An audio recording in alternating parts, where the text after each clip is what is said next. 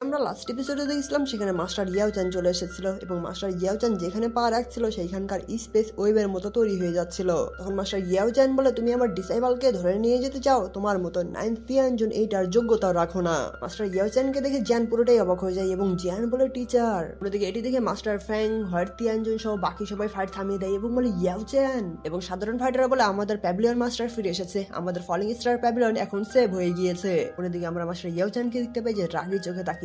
এদিকে 9th তিয়ানজন বলে, ইয়াওচান তুমি তোমার বডিকে রিকভার করে ফেলেছো। এদিকে মাস্টার ইয়াওচান জিয়ানকে বলে, তুমি অন্যদেরকে হেল্প করো আর এই 9th তিয়ানজনকে আমার উপর ছেড়ে দাও। তখন জিয়ান হুম বলে চলে যায় এবং যেতে যেতে বলে, মাস্টার ইয়াওচান ফুল ভাবে রিকভারি করে ফেলেছে এবং মাস্টার ইয়াওচানের যে প্লাম অ্যাটাক ছিল সেটা অনেক ভয়ঙ্কর ছিল।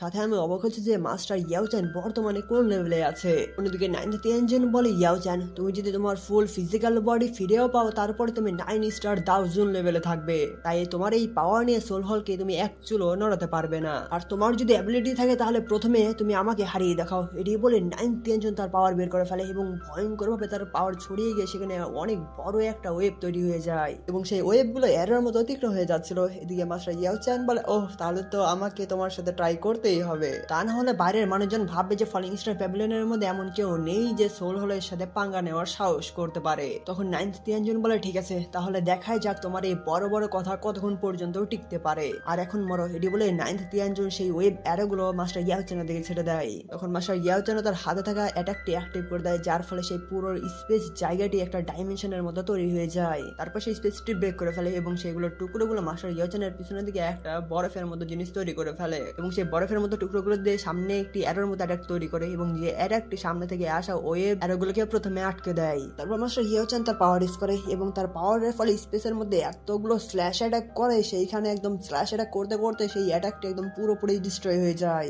যার ফলে 9th তিয়ানজন পিছনের দিকে ধাক্কা খেয়ে যায় এবং বলে, এটা কিভাবে সম্ভব, এত সহজে ইয়াওচান এই অ্যাটাককে কিভাবে ডিস্ট্রয় করতে পারলো। তখন মাস্টার ইয়াওচান মুচকে এসে বলে, আজকে সোল হল একসাথে হয়েছে আমাদের ফলিং স্টার প্যাভিলিয়নে অ্যাটাক করার জন্য এবং সাথে আমার ডিসাইপলকে আঘাত করতে, আর তোমরা যেহেতু চলে এসেছো তাহলে এখান থেকে আবার পালিয়ে যাওয়ার চিন্তা করিও না। তারপরে মাস্টার ইয়াওচান তার দইকে ছড়িয়ে দেয়, যার ফলে আশেপাশে যে ফাইটার গুলো ফাইট করছিল সেগুলোর মধ্যে থেকে সোললের ফাইটাররা সেখানে আটকে যায় এবং তীক্ষ্ণ ক্রিস্টাল অ্যারোগুলো প্রত্যেকটা সোললের ফাইটারের বডির মধ্যে ঢুকে যায়। তখনই মাস্টার ইয়াওচান সেই তীক্ষ্ণ ক্রিস্টাল গুলো ডিস্ট্রয় করে দেয়, যার ফলে সেই তীক্ষ্ণ ক্রিস্টাল গুলো সোললের ফাইটারদেরকে একদম ব্লাস্ট করে দেয় এবং ধীরে ধীরে সকল সোললের ফাইটার সেখানেই ব্লাস্ট হয়ে যায়। তার পাশে শুধু সোললের ফাইটারদের বডি ব্লাস্ট হচ্ছিল এবং এই ব্লাস্ট গুলো দেখে মাস্টার ফ্যাং এবং মিসমো অনেক অবাক হয়ে যায়। অনেকগুলো বোর্ডে যতগুলো সোললের ফাইটার ছিল সবগুলোর বডি ধীরে ধীরে ব্লাস্ট হয়ে যায় এবং এই ব্লাস্টের দেখে হোয়াইট তিয়ানজনের বুক কেঁপে ওঠে। হোয়াইট তিয়ানজন বলে, পালাও। এটি বলি হোয়াইট তিয়ানজন পোর্টাল ওপেন করে পালাতে যাবে কিন্তু মাস্টারের সেই ক্রিস্টাল অ্যারো হোয়াইট তিয়ানজনের বডিতে ঢুকে যায়। তখন হোয়াইট তিয়ানজন চিৎকার করে বলে, ইল্ডার বাঁচান।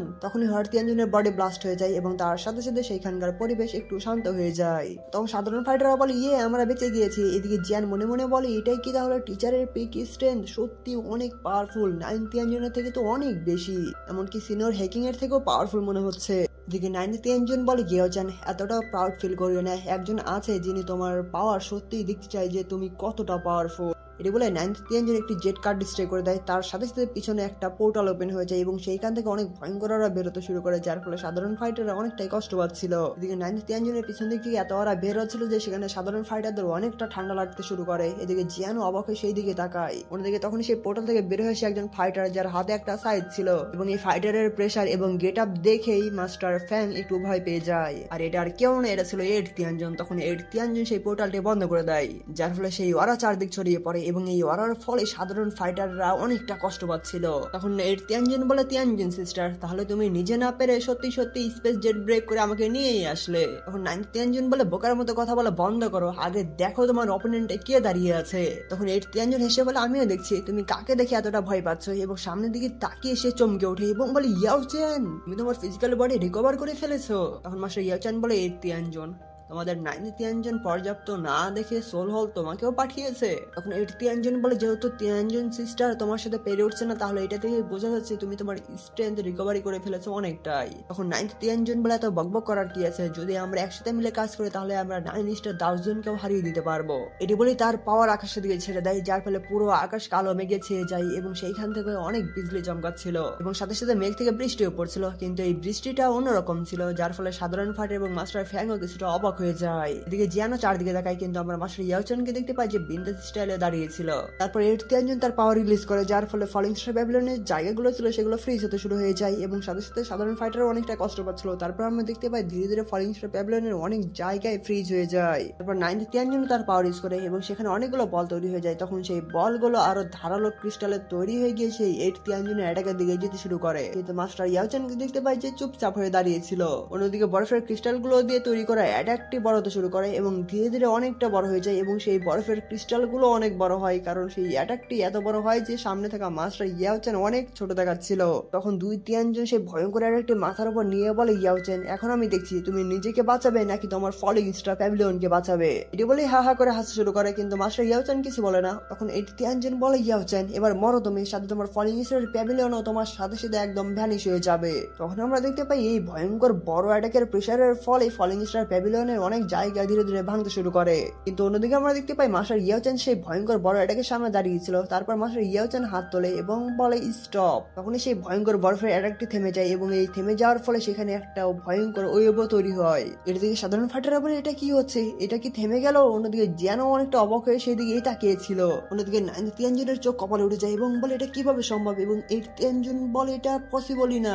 এমনকি যদি 9 স্টার 1000 লেভেলের পিক ফাইটার আসে তারপরেও সে এত সহজে এই অ্যাটাককে থামাতে পারবে না। তখন মাস্টার ইয়াওচান বলে বর্তমানে আমি আমার ফুল পাওয়ার ইউজ করতে পারছি না, কিন্তু যেটুকু পাওয়ার ইউজ করতে পারছি সেইটুকুই তোমাদের দুজনের জন্য অনেক। আর আমি বর্তমানে 9 স্টার পিক 1000 লেভেলে নেই, আমি আছি ব্যানশ্যাং লেভেলে। এটি শুনে মাস্টার ফ্যাং, এইট তিয়ানজুন, নাইন্থ তিয়ানজুন এবং জিয়ানের চোখ একদম কপালে উঠে যায়। তখন মাস্টার ইয়াওচান তার হাত মুভ করে সেই ভয়ঙ্কর বড় বলটি ডিস্ট্রয় করতে শুরু করে এবং ধীরে ধীরে সেই বলটি ডিস্ট্রয় হয়ে অনেকগুলো ভাগে ভাগ হয়ে যায় এবং সেটি চারদিকে ছড়িয়ে পড়ে। তো ভয়ঙ্কর স্পিডে সেই বলের আইসগুলো ছিটকে পড়ছিল যে এইট তিয়ানজুন, নাইন্থ তিয়ানজুন একদম ছিটকে পাহাড়ের মধ্যে ঢুকে যায়। তারপর বরফের ক্রিস্টালগুলো ধীরে ধীরে ভ্যানিশ হতে শুরু করে এবং উপরে যে কালো মেঘ ছিল সেটিও নাই হয়ে যায়। এগুলো দেখে সাধারণ ফাইটাররা স্লোগান দিতে শুরু করে এবং মিসমো বলে প্যাভিলিয়ন মাস্টার ব্যানশ্যাং লেভেলে চলে গিয়েছে।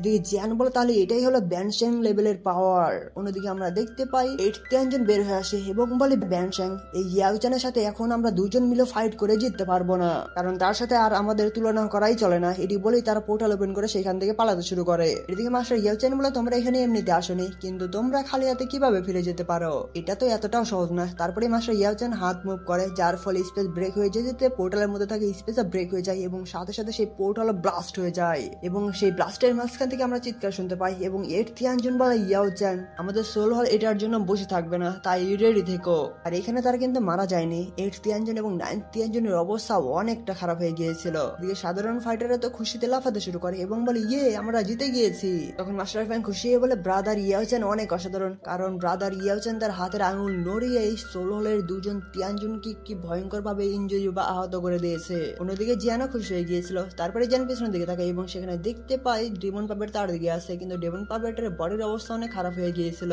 তখন জিয়ান ডেমন পাপেটকে স্পেস স্টোন রিং এর মধ্যে রেখে দেয় এবং বলে ডেমন পাপেটের অবস্থা একটু খারাপ হয়ে গিয়েছে এবং মনে হয় না ডেমন পাপেটকে আর বেশি ইউজ করা যাবে এখন। তারপর জিয়ান মাস্টার ইয়াওচানের কাছে যায় এবং গ্রিট করে বলে, টিচার আপনি ব্যানশ্যাং লেভেলে চলে গিয়েছেন, তার জন্য আপনাকে কংগ্রেচুলেশন। এটা শুনে মাস্টার কিছু বলে না। তখন জিয়ান অবাক হয়ে বলে টিচার। তখন টিচার ভারী গলায় বলে, যদিও আমরা সোল হলের আক্রমণকে থামিয়ে দিয়েছি, কিন্তু তারপরে এই অ্যাটাকের ফলে ফলিং স্টার প্যাভিলিয়নের অবস্থা অনেকটা খারাপ হয়ে গিয়েছে। তখন আমরা দেখতে পাই ফলিং স্টার প্যাভিলিয়নের অনেক জায়গা ভেঙে গিয়েছিল এবং কিছু জায়গায় তখনও আগুন জ্বলছিল।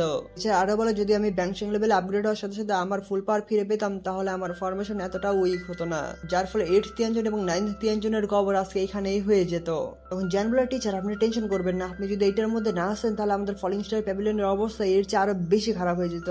এটা শুনে টিচার মাথা নাড়ায়। তারপর টিচার বলে, জিয়ান তুমি যদি আমাকে হেল্প না করতে তাহলে তোমার এই টিচার তার ফিজিক্যাল বডিও ফিরে পেত না, তুমি এটার জন্য দিনের পর দিন অনেক কষ্ট করেছো। এই কথা শুনে জিয়ানের মুখে একটা মুচকি এসে চলে আসে। তারপর সেখানে মাস্টার ফ্যাংজিন চলে আসে এবং বলে, ব্রাদার ইয়াওচান ব্যানশ্যাং লেভেলে আমি কখনো ভাবতেও পারিনি যে তোমার দুর্ভাগ্য সৌভাগ্যতে পরিণত হয়ে যাবে এবং তুমি ব্যানশ্যাং লেভেলে আপগ্রেড হয়ে যাবে।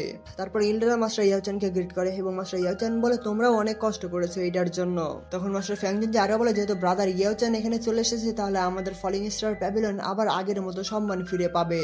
সোল হল আমাদের ফলিং স্টার প্যাভিলিয়নের উপর সহজে অ্যাটাক করার সাহসও পাবে না। তারপর সিন চেঞ্জ হয়ে যায় এবং আমরা স্টুডেন্ট আওয়ারের মধ্যে দেখতে পাই যেখানে জিয়ান মেডিটেশন করছিল। তখন জিয়ান নিজেকে হিল করে ফেলে এবং তার বডি চেক করতে শুরু করে। তখনই মাস্টার ইয়াওচান চলে আসে এবং বলে, জিয়ান তোমার ইনজুরি কতটুকু রিকভারি করলে? তখনই জিয়ান নিচে নেমে আসে এবং বলে, টিচার আপনার এটা খেয়াল রাখার জন্য অনেক ধন্যবাদ এবং আপনার ডিসেবল এখন অনেক ভালো আছে। আছে। আর টিচার, এতদিন যে আমি মেডিটেশন করছিলাম এই সময়ের মধ্যে কি সোল হল কোনো রকম উল্টাপাল্টা কাজ করেছে? তখন টিচার মাথা নাড়ায় এবং বলে, তুমি টেনশন করিও না, আমাদের ফলিং স্টার প্যাভিলিয়নের মান সম্মান অনেক বেড়ে গিয়েছে এবং সেন্ট্রাল প্ল্যানের অনেক পাওয়ারফুল ক্ল্যান আমাদের সাথে যোগ দিয়েছে, তাই সোল হলো আমাদের উপর এত সহজে বোকার মতো অ্যাটাক করবে না। আর জিয়ান, তুমিও নিজেকে অনেক দূর নিয়ে গিয়েছো, তোমার টিচার এগুলো পাশ থেকে শুধু দেখেই গিয়েছে, তোমার এই এগিয়ে যাওয়া দেখে আমি নিজেই গর্বিত। তখন জিয়ান একটা হাসি দেয় এবং বলে, টিচার, আপনার নির্দেশনার জন্যই আমি এত এগিয়ে যেতে পেরেছি, এটার জন্য আপনাকে অনেক ধন্যবাদ। এটি বলে জিয়ান টিচারের দিকে নিবিড় চোখে তাকিয়ে থাকে। তারপর জিয়ান বলে, ও আচ্ছা টিচার, যেহেতু আপনি আপনার ফিজিক্যাল বডি রিকভারি করে ফেলেছেন, তাহলে এই জিনিসটার আসল মালিকের কাছে ফিরিয়ে দেওয়া আমার জন্য অনেক অনেক ইম্পর্টেন্ট। তখন জিয়ান টিচারের রিংটি বের করে এবং টিচারও এই রিংটিকে নিয়ে নেয় এবং বলে, তোমার টিচারের সারা জীবনের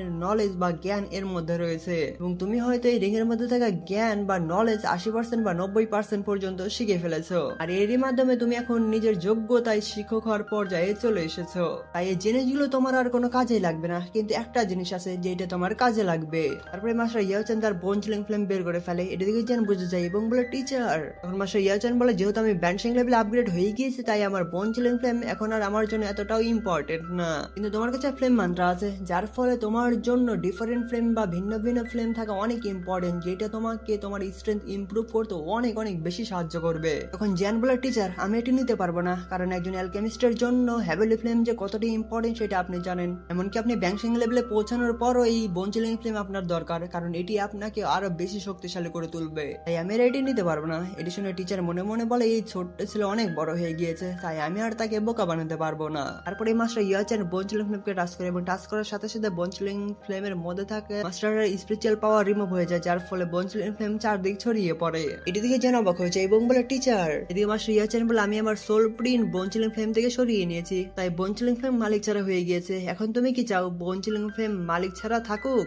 বলে মাস্টার তার বোনচিলিং ফ্লেম জিয়ানকে দিয়ে দেয়। এদিকে জিয়ান অনেকটা মন খারাপ করেছিল, কারণ জিয়ান এটি নিতে চায়নি। তারপর জিয়ান একটা দীর্ঘশ্বাস ফেলে এবং বলে, ঠিক আছে টিচার, আমি এটি নিয়ে নিচ্ছি। এটি বলে জিয়ান মাস্টার ইয়াওচানকে গ্রিট করে এবং বলে, এই গিফট বা উপহার আমাকে দেওয়ার জন্য আপনাকে অনেক ধন্যবাদ টিচার। তারপর টিচার বলে, পিউরিফাইং ডেমনিক লোটাস ফ্লেম খোঁজার জন্য যে ম্যাপের টুকরোগুলো ছিল সেইটা আমরা কয়টা জোগাড় করতে পেরেছি? তখন জিয়ান বলে, ব্ল্যাক কর্নার রিজনের মধ্যে আমরা সেই ম্যাপের একটা টুকরোই পেয়েছি, তারপর থেকে আর কিছুই পাইনি। তখন টিচার ভেবে বলে, এই পিউরিফাইং ডেমনিক লোটাস ফ্লেম তোমার টিচার এখন পর্যন্ত দেখতে পাইনি, এই ফ্লেমটা তুমি যদি নিতে পারো তাহলে বোনচিলিং ফ্লেম তোমাকে যে যে হেল্প বা সাহায্য করেছে এই পিউরিফাইং ডেমনিক লোটাস ফ্লেম তার চেয়ে আরো বেশি সাহায্য করতে পারবে, আর এইটা খুঁজতে আমি তোমাকে সাহায্য করবো। এটি বলে টিচার যেতে শুরু করে, কিন্তু তখনই থেমে যায় এবং বলে, ও আচ্ছা, আরেকটা কথা, এটা হলো নারলান ফ্যামিলির নারলান ইউনরান তোমার সাথে দেখা করতে এসেছে, তুমি কি তার সাথে দেখা করতে চাও? এটি শুনে জান কিছুই বলে না। তারপর সিন চেঞ্জ হয়ে যায় এবং আমরা নারলানকে দেখতে পাই যে একটু ব্যস্ত হয়ে এদিক ওদিক হাঁটছিল। তখনই সেখানে জিয়ান চলে আসে এবং জিয়ানকে দেখে নারলানের অনেক কিছু মনে পড়ে যায়। সেখানে ফ্ল্যাশব্যাকে দেখতে পায় নারলান কিভাবে জিয়ানের সাথে বিশ্বাসঘাতকতা করেছিল,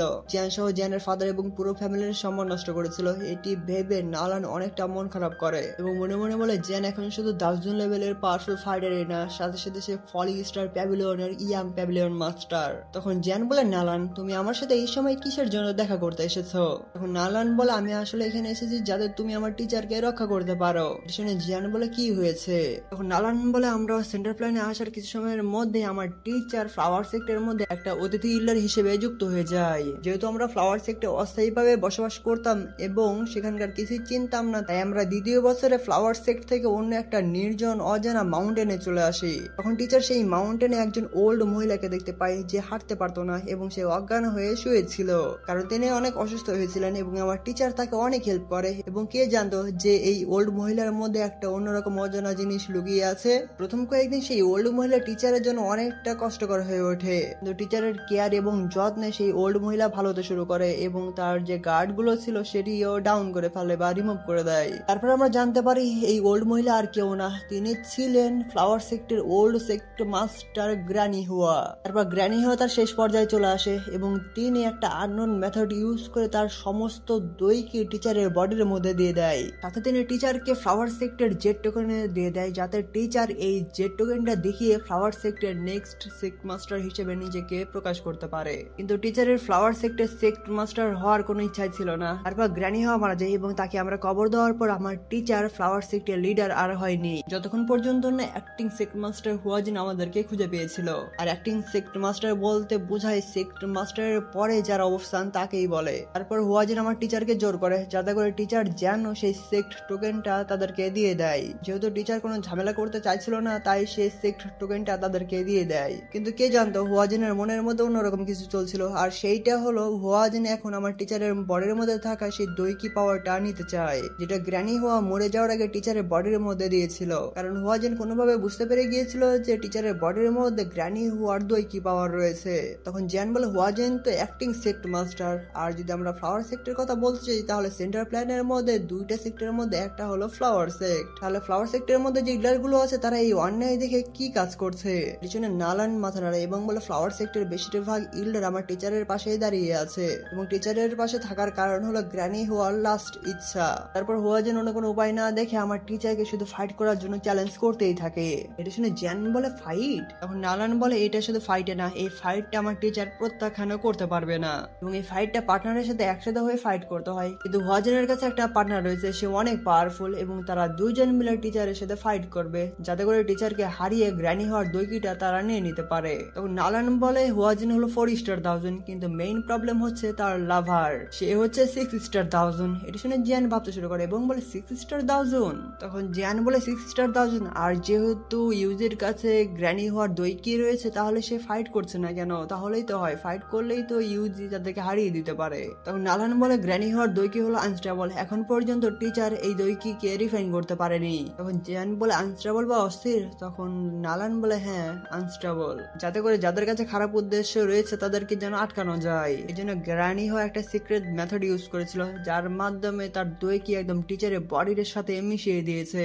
এখন যদি কেউ সিল ব্রেক করে টিচারের বডির মধ্যে থাকা সেই দৈকিটা বের করতে চায় তাহলে টিচার সেখানেই মারা যাবে। তাই হুয়াজিন আমার টিচারের জীবনের পিছনে পড়ে গিয়েছে। তখন সেখানে মাস্টার ইয়াওচান চলে আসে এবং বলে জিয়ান তোমাকে সেখানে যাওয়া উচিত, কারণ হুয়াজিনের যে পার্টনার বা লাভার সে প্রোফাউন্ড স্কাই সেক্ট থেকে বিলং করে এবং এই প্রোফাউন্ড স্কাই সেক্টরের সাথে আমাদের ফলিং স্টার প্যাভিলিয়নে সব সময় মতবাদ লেগেই থাকতো। আর হুয়াজিন যদি একবার সেক্টর মাস্টার হয়ে যায় তাহলে সে অবশ্যই প্রোফাউন্ড স্কাই সেক্টরের সাথে যোগ দিবে। এটা আমাদের ফলিং স্টার প্যাভিলিয়নের জন্য ভালো হবে না। এদিকে নালান টিচারকে গ্রিট করে। তখন টিচার বলে এত কিছু করার দরকার নেই, আর জিয়ান তুমি ইউজিকে হেল্প করো যাতে করে সে ফ্লাওয়ার সেক্টরের পজিশন ধরে রাখতে পারে, আর এরই মাধ্যমে তুমি ফলিং স্টার প্যাভিলিয়নকেও হেল্প করতে পারবে। কারণ একবার যদি সেক্ট মাস্টার হিসেবে ইউজি এখানে চলে আসে তাহলে সেটা আমাদের ফলিং স্টার প্যাভিলিয়নের জন্য অনেক ভালো হবে। কিন্তু একটা কথা, তুমি যদি দেখো সেই সিচুয়েশনটা বা অবস্থাটা তুমি সহ্য করতে পারছো না তাহলে তুমি স্পেস জেটটাকে ডিস্ট্রয় করে দিও, তখন তোমার টিচার সেখানে চলে আসবে। তখন যে সেই স্পেস জেটটি নিয়ে নেয় এবং নালানের দিকে তাকিয়ে বলে সেই ফাইটটা শুরু হতে আর কতদিন সময় আছে?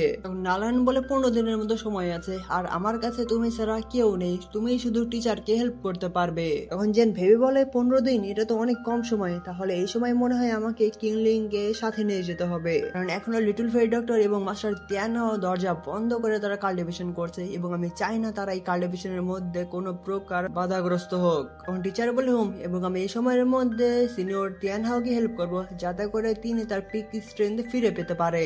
এবং লিটল ফেয়ারি ডক্টরকে আমি কমপ্লিট ভাবে পয়জন বডি অ্যাক্টিভ করার সাথে সাথে এই পয়জন বডি কিভাবে কন্ট্রোল করতে হয় সেটিও শিখিয়ে দেব। তুমি যখন ফিরে আসবে তখন তুমি দেখতে পারবে তাদের পাওয়ার অনেকটা বেড়ে গিয়েছে। এটি বলে জিয়ান টিচারকে গ্রিট করে এবং লানানকে বলে তাহলে চলো যাওয়া যাক। এটি বলে জিয়ান যেতে শুরু করে এবং বলে কিংলিংকে ডাক দাও, আমরা এখনই বের হব।